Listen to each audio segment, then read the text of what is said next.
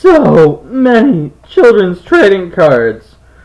Honestly, I really like the fact that I'll never run out of material to talk about, but I don't like the fact that I'll never be able to get to all of it in a timely fashion. Then there's that whole thing where I feel terrible if I reject a request, or just not care enough to do one. Oh well. Can't please everyone. I'm just gonna roll with it. Here's hoping you guys don't mind that. The suggestion that caught my eye the most out of the comments from yesterday was R2-D2, by far.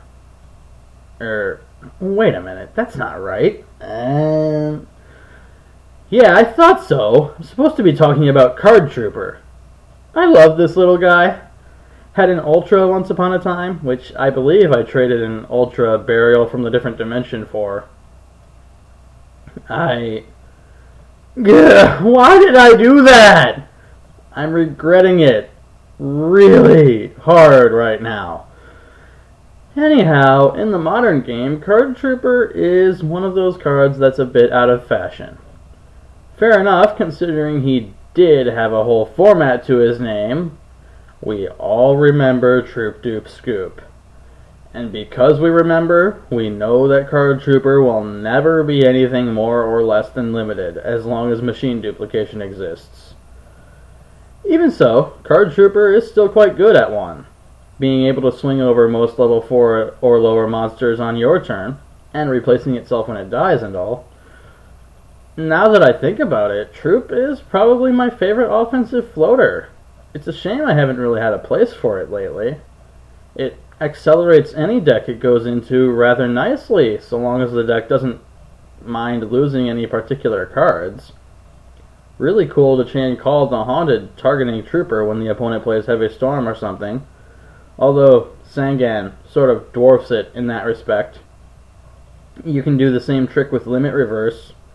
Yeah, I mentioned Limit Reverse a lot, only natural since I use tiny monsters. Speaking of Sangan, it can fetch your Card Trooper. Giant Rat can too. Fun times. This card was recently released as a common in the Warrior Strike structure deck. Why Warrior Strike and not Machina Mayhem, I don't know. Doesn't seem very fitting, even if there are combos to be had. I really like the artwork for this card. Not only does the droid itself have a nice amount of detail, this card has a background! Oh my god! And the background is great. I think this guy is on the moon or something, surveying the place. Really cool, especially the stars. It's so pretty. And even more points to the artwork because it's just so fitting of the name. Or should I be giving points to the name because it fits the artwork? I don't know. Useless trivia, its OCG name is Card Gunner.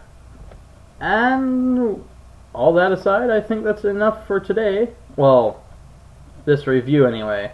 I might put something else together. Don't quote me on that, because eGale usually doesn't like committing to anything. Whatever, I'm rambling. Later, dudes.